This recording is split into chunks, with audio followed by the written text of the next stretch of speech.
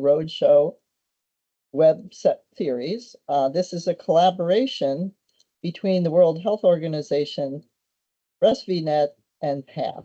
My name is Ann Falsey. I am a professor of medicine at the University of Rochester, and I've been studying RSV for quite some time with a focus in older adults. So this is the final presentation in the RSV Roadshow series. This shows what the prior programs were. And these are very exciting times for RSV. We who've been in the field for quite some time, and you can see by all my gray hair that I've been in the field for quite some time, spent many years laboring to bring products to the market to protect both babies and older adults. And now the time is finally here that we can do both. And so the emphasis today is going to be on RSV prevention in older adults. There are now 3 licensed vaccines, and we have some great speakers for you to listen to. We've reserved 15 minutes at the end so that you can submit your questions. And it shows here that, the little icon where you're supposed to submit your questions. And then we will save those for the end of the presentations. So we're going to begin with Dr. Helen Chu, who will review the state of RSV prevention in older adults. Dr. Chu studies respiratory viruses and vaccines, has conducted many vaccine therapeutic trials. She's also done maternal immunization in Nepal. She's worked on SARS-CoV-2 vaccines and treatments. And actually, as part of the Seattle flu study, she designed a prototype pandemic preparedness platform and actually identified the first community transmission in the US. And then we also have Dr. Ricardo Correa, who is a professor of clinical medicine at the University of Brazil and a coordinator of the Pulmonary Circulation Diseases Outpatient Clinic. He also previously coordinated the Clinical Research Center at the university, and he is interested in adult health, lung disease, respiratory infection, and is an expert on lung diseases, focusing on epidemiology, diagnosis, and management, and will give us a unique perspective of what's going on in Brazil. So, Helen, take it away.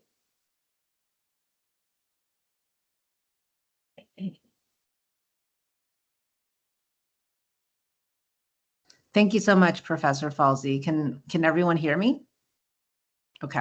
All right. So I'm very, very excited to be speaking to you today because, as Professor Falsey has said, this last 1 to 2 years has really been a pivotal point for our field, the field of RSV vaccine development. And I'm really excited to share with you all of the new data that's coming in about these products that are now licensed and recommended for use in the United States, and some of the data about how well they work. So in this talk, I will be discussing the clinical presentation of RSV in older adults, the burden in older adults, prevention products that we currently have for use in the United States in older adults, and some information about vaccine handling and administration and a pathway to market. So first, RSV clinical presentation in older adults. So what is RSV? RSV is a respiratory virus. It can cause mild disease like a cold. It can be severe or deadly for high-risk populations. It can infect individuals repeatedly through their lifetime and causes severe disease in those who are very young, under 6 months of age, and then also in older adults. And that definition really varies by country. The way that it is transmitted person to person is through sneezing, coughing, and then touching surfaces that are contaminated, and then touching your mucous membranes, your eyes, your nose, or your mouth. And this is something that is commonly transmitted, particularly in closed settings like childcare facilities or nursing homes and hospitals, in intensive care units. Those are the places that we see nosocomial transmission of RSV. So with natural infection due to RSV, you are not protected from repeat infection. So you can be repeatedly infected with RSV throughout your lifetime. The immunity that you get from each infection is only partially protective. As you get older, we think of this probably age 65 to 75 plus, you are more at risk for severe RSV disease. Children who are under 6 months of age, as well as under 5 years as a larger group, are more likely to be hospitalized with RSV. And then individuals who are outside of these age groups, but who have comorbidities, such as being immunocompromised or having underlying chronic heart or lung disease, are also at risk for severe disease and hospitalization. So RSV presents like many other respiratory viruses in adults. In healthy adults, it's usually mild or actually completely asymptomatic. You can have a cough, a runny nose. For people who get RSV, they tend to have more lower respiratory tract symptoms like wheezing and trouble breathing, as opposed to flu, which is more muscle aches and high fevers. Older adults, especially those with underlying medical conditions, are at risk for becoming severely ill with RSV. And this severe illness manifests in two ways. First, as lower respiratory tract infections, such as pneumonia, but also as a worsening of chronic underlying medical conditions. So oftentimes in the United States, when we see individuals with RSV disease, they are hospitalized for exacerbations of their chronic obstructive pulmonary disease or their heart failure. They'll have a heart failure flare or a COPD flare, and that is triggered by an RSV infection. Severe RSV disease can lead to hospitalization and death. And even when it does not lead to death, oftentimes when people are discharged from the hospital, they end up requiring a higher level of care than the care that they received before they went into the hospital. And this was based on actually very nice studies done by Professor Falsey and her team at the University of Rochester. There are many underlying medical conditions that are associated with increased risks of severe disease. This includes lung disease, such as COPD or asthma, cardiovascular disease, including heart failure, moderate or severe immunocompromise, and these are individuals with cancer on chemotherapy or who have received stem cell transplants, diabetes, neurologic or neuromuscular conditions, such as prior stroke, kidney disorders, particularly those who have end-stage renal disease, who are on hemodialysis, liver disorders, and blood disorders, including sickle cell. There are also other conditions that might increase the risk of severe disease. I would say that in general, the risk factors for severe disease in healthy or in middle-aged adults is not as well studied as risk factors for severe disease in very young children and in older adults. There are some other factors that are also associated with increased risk of severe disease. Frailty is certainly a risk factor. So there's no clear consensus definition of frailty, but we think of it as meaning people who have weight loss, weakness, or trouble walking. And this is sometimes measured by something like a gait speed, how quickly they walk a certain distance in the presence of their medical provider. Advanced age is also a risk factor for severe disease, and this definition really varies very much by country, but is commonly thought of as 65 or 70 plus years of age, as well as residents in a nursing home or long-term care facility. So individuals who live in these facilities tend to be more frail and have more comorbid conditions, but the actual residence in the facility increases risk for nosocomial acquisition of RSV. As I said, RSV presents like many other respiratory illnesses, so very much a nonspecific initial illness with cough and runny nose, sore throat. So really, to be able to diagnose RSV, you need to do laboratory testing. There are two types of laboratory testing that can be performed. The first is PCR testing, so real-time reverse transcriptase PCR testing. And we use this primarily for adults, but more commonly now, we also use this for children. You can use antigen tests as well, and these are cheaper and point of care oftentimes, so you will be able to get a result very rapidly. But because they require a high amount of virus in the nose when you take the sample, they're not really sensitive for use in adults who often have a lower viral load by the time they present for care. And so antigen tests are primarily used for children, whereas you can use PCR tests for both children and adults. Now moving on to population disease burden in older adults. So this is a graph that shows the number of hospitalizations over the course of 4 respiratory seasons in the United States, stratified by age. And what you can see is that the older you get across time, and the older you get, the more likely you are to be hospitalized. And this can be seen across all 4 seasons. There was a particularly severe RSV season in the 2017-2018 season. But when we think of adults at higher risk, we really think about these categories, these 60 plus to 64, and then particularly those who are 75 years and older. We don't have specific data for low and middle income countries, but this is the data from the United States. Again, most RSV burden data is from high income countries where RSV associated lower respiratory tract hospitalizations and deaths are substantial.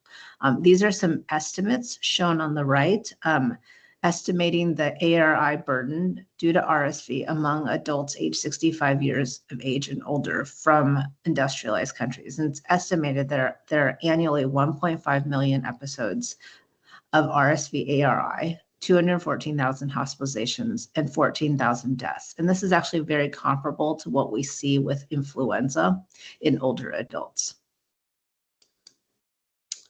Now moving on to the prevention measures. So it is a very, very exciting time in RSV vaccines. This is a snapshot that was developed by PATH, which shows all of the RSV vaccines that have been licensed or that have been trialed in phase 1, 2, and 3 clinical trials, and then are now licensed for use. And here, what are highlighted on the right in this market approved category are the 3 products that in 2023 and 2024 have now been licensed and recommended for use in the United States and other high income countries. And this includes the Pfizer product, which is the same one that we give to pregnant women, the GSK product, RSV, and then the Moderna mRESVIA. I would also like to point out that there are just a lot of other products that are in the pipeline. And so we expect that the landscape of RSV vaccines is actually going to change significantly, even in the next 5 to 10 years. I'm sure you've seen this figure before for the pediatric population, but for adults, this has really changed the field significantly. Okay, so now moving on to the 3 products that are approved for use in the United States. There is no preferential recommendation across products by regulatory bodies. There is the mRNA product, which is the mRESVIA by Moderna, which is an mRNA with an RSV pre-F. So I'm sure you've spoken in prior webinars about pre-F, but pre-F is the stabilized pre-fusion formation of the surface F protein and is the component of all of these 3 vaccines that have been developed for use. And it's highly immunogenic and leads to generation of neutralizing antibody titers that are often 5 to 10-fold above what you could achieve with a natural infection and seems to be highly durable and protective. So you have the mRNA vaccine, the Moderna, and then you also have 2 protein subunit vaccines that are also based on pre-F. And this includes the RSV by GSK and then the Abrysvo by Pfizer. So vaccines can prevent considerable RSV disease morbidity among older adults. There have now been studies both in clinical trials and then also in post-licensure vaccine effectiveness studies that show significant protection against RSV lower respiratory tract disease among older adults. And this is particularly important because these effects have now been shown to persist in post-licensure studies for individuals with chronic medical conditions or who are immunocompromised. And this protection seems to extend also not just through the first season, but into the second season after vaccination. And so the recommendation in the United States right now is a single dose of RSV vaccine.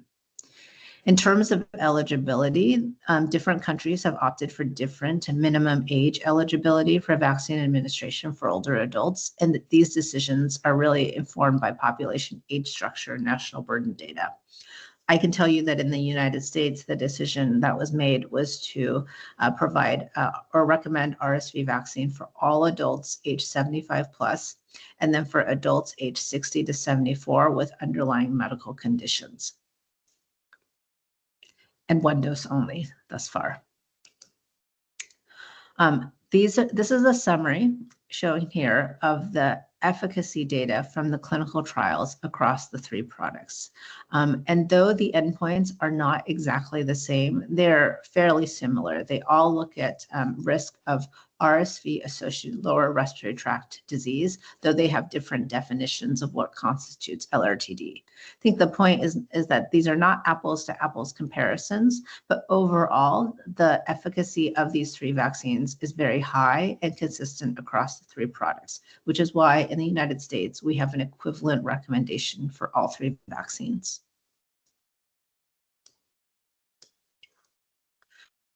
This is data now showing the post-licensure vaccine effectiveness data of these vaccines. So here at the top is very similar data to what was shown in the last slide. In blue are the vaccine efficacy results from the clinical trials of the GSK and the Pfizer products. Down at the bottom in red are the post-licensure vaccine effectiveness studies that have been done across a variety of settings in the United States. This includes networks that enroll people who are in the hospital, as well as individuals who are part of certain healthcare systems, such as the Veterans Affairs system, which serves veterans in the United States. It also includes all individuals who meet a certain age criteria, as well as individuals who have certain risk factors, such as being immunocompromised or having end-stage renal disease. And so what it does show you, though, is that consistently across all of these studies, that there is high vaccine effectiveness, which is very comparable to what we saw in the vaccine efficacy studies from the clinical trials. So to us, this is very reassuring data. It shows us that once you roll out these vaccines for use in the general population, the effectiveness that we achieve is very similar to what was seen in the clinical trials and is very high, and that this effectiveness holds for people who have underlying conditions such as end-stage renal disease who are very, very high risk for severe RSV infection. So in terms of safety data and immunogenicity data, so the main side effects of receiving this vaccine are similar to other vaccines. And this includes pain at the injection site, fatigue, headache, muscle, and joint pain. And that's very similar to most vaccines that are received. There was an increased risk of Guillain-Barré syndrome that has been seen in the post-licensure studies that have been done. However, I think the point to make is that so far, per 1 million doses of RSV vaccine received, we are seeing an estimated 0 to 18 attributable cases of Guillain-Barré syndrome above baseline.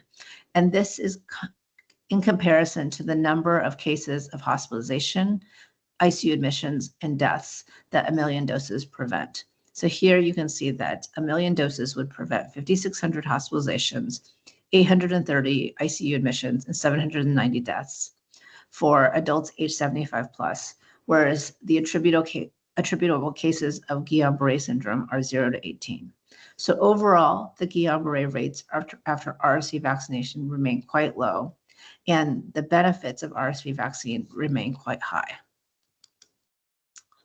So now moving on to vaccine handling and administration.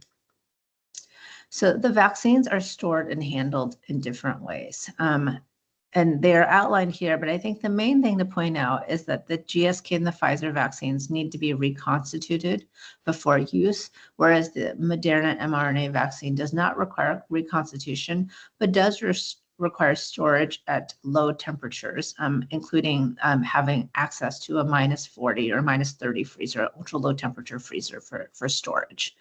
which may make it difficult in certain settings.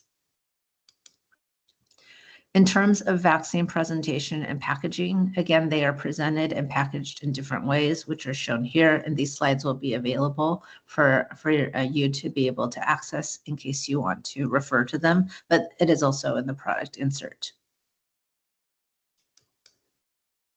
And then now moving on to vaccine co-administration and vaccine timing. So right now, the recommendation in the United States is that you can co-administer this vaccine with other vaccines. So in the US, many people are receiving their RSV vaccine at the same time as they are getting their COVID and flu vaccines right before the respiratory season. There is some limited data showing that giving these two vaccines together generates a slightly lower boost in the immune response to each individual vaccine, but overall that they seem to generate a high enough immune response to be what we call non-inferior. We don't actually know what this means in clinical practice, but logistically it is much easier for people to receive vaccines all at the same time heading into the RSV season and the flu season and the COVID season rather than spaced out. In terms of the vaccine timing, as I said, right now it appears that the vaccine lasts for at least 2 years and potentially longer, which enables more flexible timing, particularly in places where the seasonality of RSV is not as well known, or that there is a different season or a prolonged season compared to places where there is a highly seasonal peak of RSV in the fall. So in the United States, vaccination is recommended before the start of the season in settings with defined seasonal peaks, but they can be offered throughout the year to eligible adults who are unvaccinated. In terms of delivery considerations, so in general, care-seeking behavior on older adults are limited globally. Older adults typically have lower rates of vaccination compared to young children in low and middle income countries. Though in the United States, we actually have very high vaccine rates in older adults. For RSV and future vaccines, it's important to review potential platforms for vaccine delivery for older adults, potentially in combination with administration of influenza or COVID-19 vaccines. And then now moving on to vaccine pathway to low and middle income country markets. So in terms of considering broadening access to RSV vaccines for older adults, the pathway to broader markets around the world are still being considered for RSV vaccines. Several considerations will affect the pathway, including what recommendation the World Health Organization SAGE might consider for these vaccines, as well as national approvals for optimal use at the country level. So for now, more work is needed to further clarify and facilitate the policy to access pathways for these vaccines to become more widely available. So here are the key takeaways. I hope I've shown you that RSV vaccines that are given to older adults are effective in preventing severe disease, as shown in both the pre-licensure and the post-licensure studies, that these benefits of vaccines outweigh potential risks, and countries can consider adoption of RSV vaccines as it fits into the adult vaccine programs. So thank you, and I'll go ahead and turn it over to Professor Correa. So thank you, Helen. That was terrific, a really nice overview. And I think it will generate a lot of interest and questions. And so now what we'll do is, oops, I guess we don't have a slide for your discussion, Ricardo. So he's going to give us some, a lot of the data that we know is from Europe and from the United States. And so we'll be very interested to hear your perspective from Latin America. Hi, Anne. Hi, Ellen. Thank you for the invitation to participate. My pleasure to be here with you. I'm from Belo Horizonte, Minas Gerais, Brazil. Yeah, it's a lot of data that we have learned about the RSV infection in the Nordic countries. But we have some data from the Latin American and our countries in the continent, not so much, but what we have learned is that there is a lack of awareness of RSV as a potential etiology of respiratory infections in the continent. So you have you have to learn a lot about the virus etiology in respiratory infection adult patients. So everybody knows everybody knows that RSV is an important etiology of infection in children, especially uh, the youngest, only babies, at least less than 2 years old. So it's easier to recognize because it's cultural. Everybody knows about that. Every children becomes become infected in the early life. So it's easy to recognize that they have small lungs, they have uh, civilians, so they have a lot of symptoms that show us that our RSV is the most important challenge. But it's not the same in the adult patients. So because of the larger lungs, wheezing is not so common in this population as secondary to RSV infection. So in the region, in Latin America, it's hard to consider RSV infection to be a primary cause of respiratory illness in adults with 60 years or more. So we have to increase the awareness among doctors, specifically among doctors about this potential etiology. So it's interesting to say that we have learned a lot with the pandemic, the COVID-19 pandemic, because until the pandemic, we used to request testing of virus only in the very severe patients that were hospitalized, especially in ICU. So now we have learned that we have to know exactly what we are treating regarding pulmonary infections, pneumonia, in other cases. So now we are recommending to at least to test patient that comes to the hospital to look at medical assistance because we can avoid a lot of procedures that are costly and that are always also with a potential of toxicity like large spectrum antibiotics, unnecessary hospitalizations, and a long stay in the hospital. So we think that the the absence of comprehensive published studies in Latin America is no longer uh, a reason to disconsider the etiology of severe infections in adult patients, especially with those with comorbidity. So I have some data from Brazil, for example, for this 2 months in 2025 regarding severe acute respiratory syndromes. So RSV is the third most common etiology. So we have a network that look at the viral etiologies in patients that are hospitalized from, from severe acute respiratory syndrome. So the first cause now, the last 8 weeks in this year, is SARS-CoV-2 COVID-2 infection. So the second one is 20% of rhinovirus. And the third one, almost 14% is RSV. This is in Brazil. I think it reflects a lot of something in the continent. So what I'm saying is that RSV is not uncommon.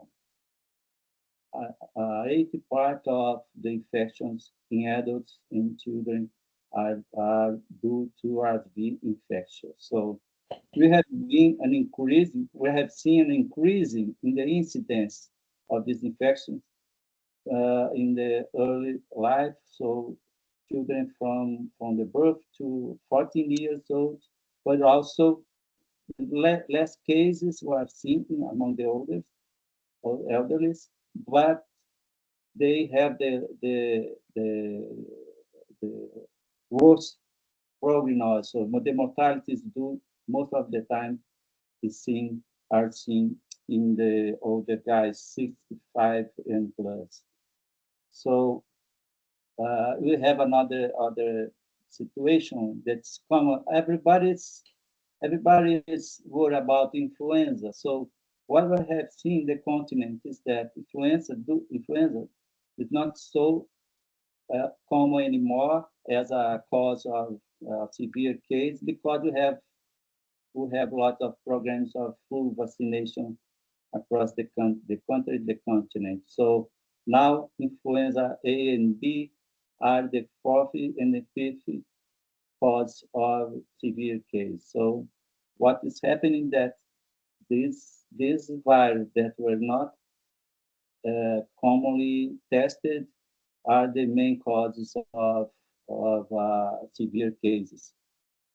Another important thing to consider is that there is a phenomenon of demographics in Latin America. We used to have much more younger guys in the demographics distribution, in the age distribution across the countries, but now the aging population is increased across all our countries. So we can, with this, we can translate this knowledge about the impact, the burden of RSV infection that we have seen in the northern countries to the south countries. So we have to take into consideration that our population is now aged now. So almost 40% of our population are around the 40 and 6 years old. So there is a substantial burden of arthritis in this population also. And with the aging population, we have the increase in the number of patients with comorbidities.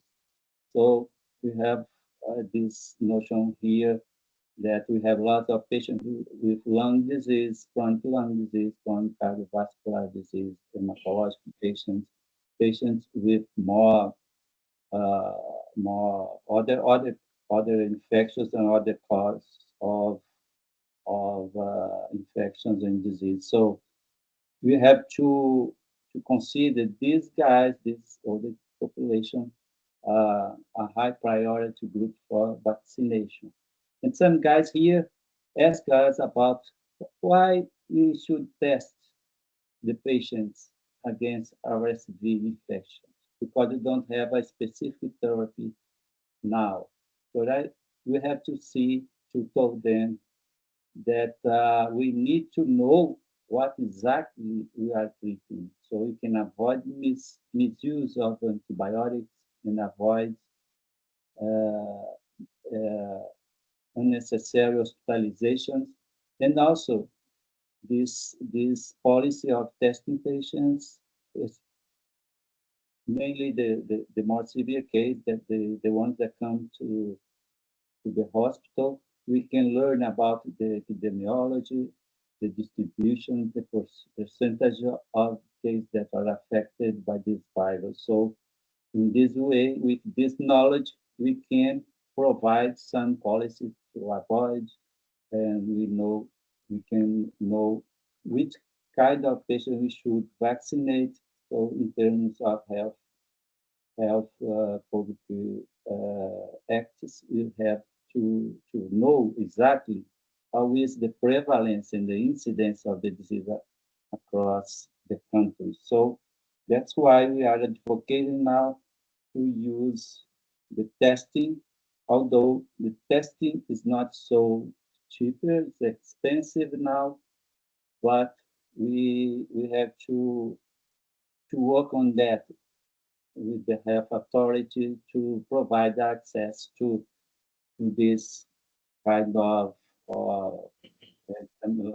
lab testing. So there are lots of things we could say about that. In the continent, we have some data from Mexico, Guatemala, and also in Brazil.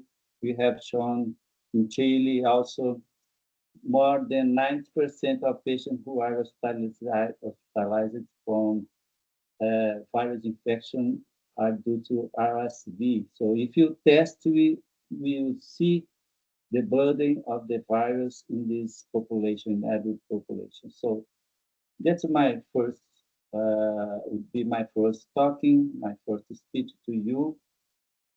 And my main objective here is to collaborate with the increase of awareness of the importance of the RSV infection as well in other virus. So to improve the quality of care of for patients that have a respiratory infection to avoid at least the severe case that frequently evolves to death. So it's my first two comments on, and I would ask, I would thank you, Anne and Ellie, for the great meeting. Well, thank you, Dr. Correa. That was very useful to understand what's happening in Brazil and Latin America.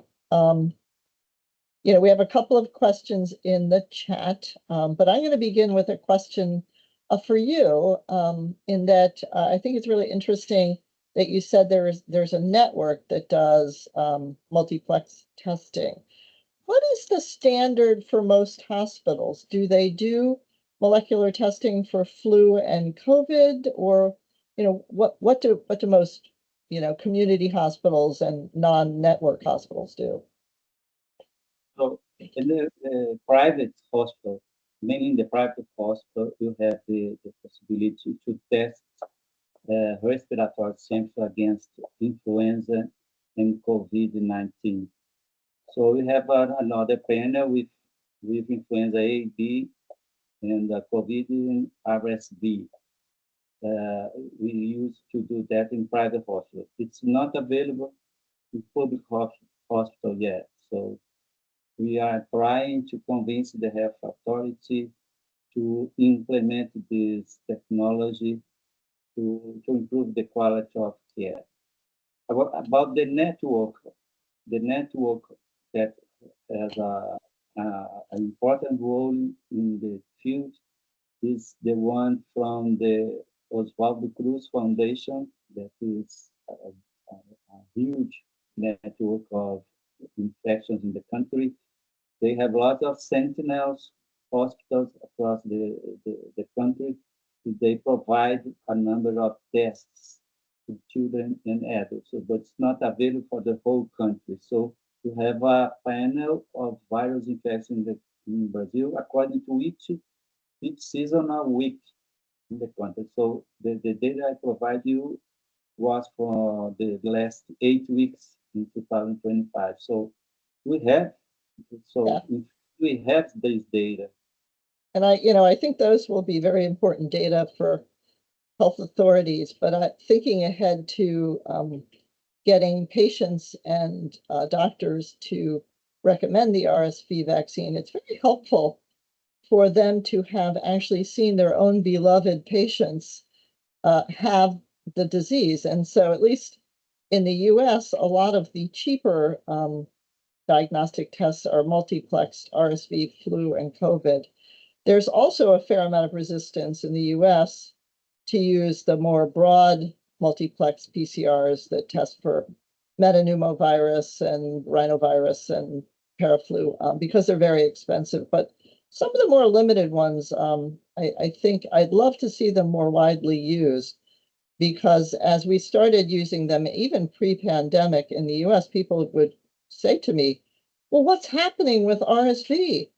We're seeing so much RSV. I'm like, it's no different than it ever is. It's just that you're testing for it. So, all right. Well, thank you. Moving on, maybe Helen, I'll direct this one to you. This is a question from Louis Bont. Pointing out that the duration of protection for the RSV vaccine is important, and it's more than one season. And how do you see that it could be co-administered, or is it going to be confusing with things like flu vaccine, which is yearly? Yes, I mean, I agree. It is confusing. Hmm. So, right now, the recommendation in the United States is one dose only of the RSV vaccine, so not a seasonal administration.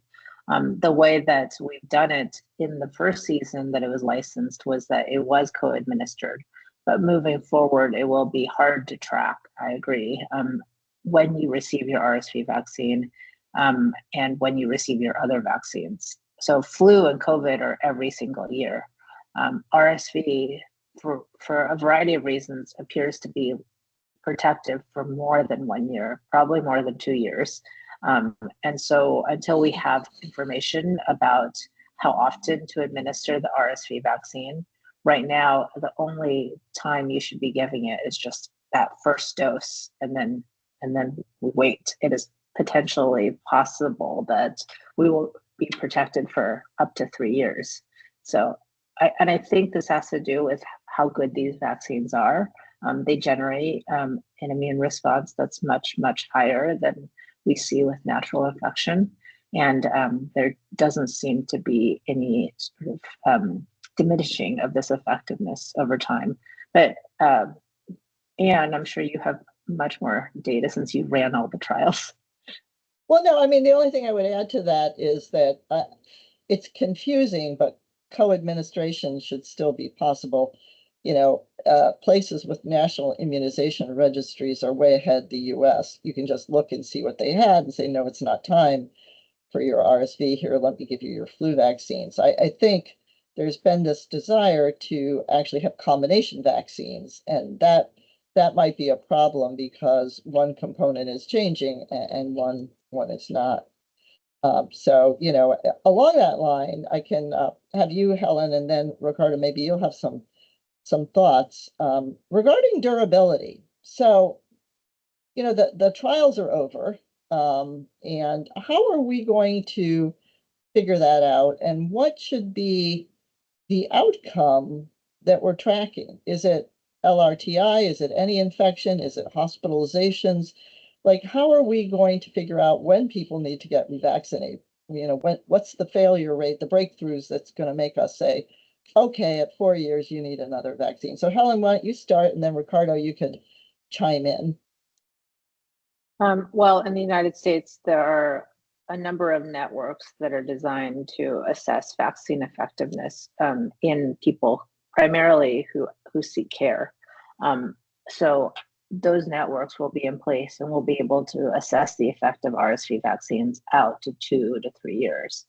The pharmaceutical companies have also followed their participants now out to 2 to 3 years, and that is where the data is coming from about the longer effectiveness of these products.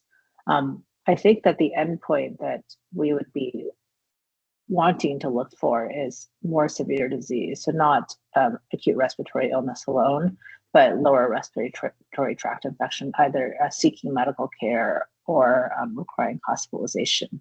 I would hesitate to make a decision based on ICU or death because the number of events are quite low. So I imagine what the decision will be made on is based on RSV associated lower respiratory tract infection requiring ED visit or hospitalization. But Sure. those are the networks in the US. I don't know. Anne, what are your thoughts? Or Professor Correa? Yeah, Dr. Correa, do you have some thoughts? Yeah, I agree with that. I think it's hard to convince people to test, especially in the community. So it's almost impossible because of the superposition of symptoms across lots of etiologies of virus. So I would be very objective in this way. So testing guys that comes to the hospital, comes to seek medical attention in the offices, especially those who have the age and also comorbidity. So because these guys are the ones that are at a high risk of complications like death or hospitalization, ICU stay. So I would be interesting to have a rationale for applying these tests. So Regarding the network, I think it's important to be at the beginning, at least, to have some notification in the hospitals about the etiology of the respiratory infection, the severe ones, at least, to provide data from the community. So we have the network that have sentinels, hospitals, sentinels in the country, but I think it would be interesting to have some data from the community hospital also. So to have a number and to that could be the primary data to the health authority to implement vaccination policies across the country. So we have now how to look at that, but I think it would be reasonable to start vaccination. Of course, to the young guys, to the mother, the pregnancy, and to the older guys with comorbidities. So. Okay, thank you. So we have a question from Jade Patton. Currently, regulatory bodies do not give preferential recommendations. However, one of the vaccines includes RSV-A and RSV-B antigens. And do we see that as an added benefit? So I'll start, and then I'll let you guys chime in. So Pfizer does have an A and a B antigen. The rationale for the others, Moderna and for GSK, is that the F protein is really quite well conserved and seems to provide cross protection between A and B strains. So we can't really answer that question yet. It may be that there is some subtle benefit that will become apparent, but in the major trials, the primary trials, there didn't seem to be a difference between A and B protection. There are data that will be coming out looking at A versus B neutralizing responses to vaccines and natural infection, but how that translates into actual protection is unclear. So I guess I would answer that with stay tuned. We'll have to wait and see. Helen, do you have anything to add? I was going to say that the Pfizer vaccine has both subtypes, but the GSK vaccine has an adjuvant. And so that adjuvant may be protective in ways that that might be useful in certain populations, such as the immunocompromised. There's not a lot of studies out yet, but so far, looking at some of the early studies, it does seem like the presence of the adjuvant in the GSK vaccine might be helpful, particularly those with transplant. So that I think there are advantages to both a subtype A and B vaccine, and then also potentially advantages of having an adjuvant in the vaccine. So there's another question from Dr. Feiken, and this would be addressed to you, Dr. Correa. Recently, the vaccine manufacturer Butantan signed an agreement with Pfizer to manufacture Abrysvo in Brazil to be used as maternal vaccine. Do you know if this company will also make Abrysvo that can be used for the elderly in Brazil? And how important do you think it is that the vaccine be manufactured in your country? Yeah, that was a very good question. Thank you for the question. Yeah, Pfizer company has started some negotiation about the implementation of the platform in Brazil, and also for the both kind of vaccines for the mother and for the pregnant woman, and also for elderly guys. So I think it's a good way to provide at a low cost vaccination when you implement the platform in Brazil. We have a foundation, as I told you, Fundação Oswaldo Cruz, that has a pharmacy platform in Rio, in the States, that has joined to the farm in order to transfer technology to the development and also to produce this product in Brazil. I think it's our way of change the reality, the costs of the vaccine in the Latin American low and medium income countries. So it's possible to foresee that this policy will be of great help for us in Brazil specifically. Thank you. Thank you. So I actually have a question for you both. One of the, I think, impediments to vaccine acceptance is this lingering concern about Guillain-Barré and risk benefit. And I do think that both physicians and patients struggle to understand relative risk versus absolute risk. And they don't understand, that even just the risk of hospitalization, I mean, hospitalizations are terrible for old people, all the various complications. So what advice would you give people trying to explain to a person sitting in front of them who says, well, I've heard you can get Guillain-Barré. But how do you think we should go about explaining this concern in a way that people can understand? So Helen, why don't I have you start, and then Ricardo, you can chime in. Yeah, I mean, it's a difficult conversation for a variety of reasons.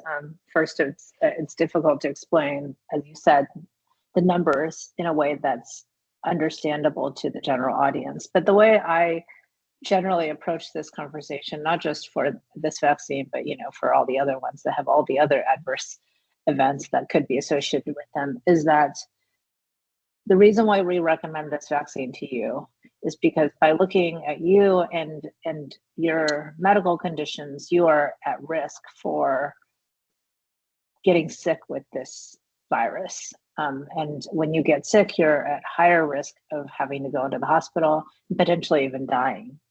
And so this vaccine is very, very protective. And I really focus on that part.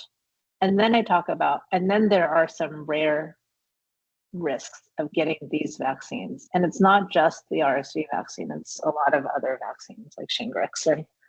And then talking about the very, very tiny risk of getting the side effect relative to the known benefit of getting the vaccine. And then I open it up for discussion. And that usually is where all of the other things come to the forefront of the other reasons, because often it's not the very small risk of GBS. It's the other concerns that they may also have about the vaccine. And so we just go through all of them, the side effects, having to maybe take a day off of work because you're getting two vaccines at the same time and you feel crummy for 1 or 2 days. The worry about the cost and having to pay for it in case your insurance company doesn't pay for it. So I feel like it's one of many, but it just requires carving out the time to have that conversation. Ricardo, is vaccine hesitancy a problem in Brazil, and how do you handle that? Yeah. We have faced some obstacles here in Brazil. Well, we have a pandemic with lots of misinformation about vaccines, about the disease itself. So we have to change the mind of the guys, the people, not only for RSV infection. So we have lots of things to work on that, because the other vaccines are also lacking now in Brazil. So we have to, I agree with Ellen, we have to talk about all the program of vaccination. So then look at the guys specifically. We have to be very transparent with the patients regarding their risks specifically, and talking about all the adverse events, and to combat misinformation about that. So it's important to stress the comorbidities, the role of comorbidities in the prognosis of these patients. So we have a lot of patients with COPD, for example, in asthma patients.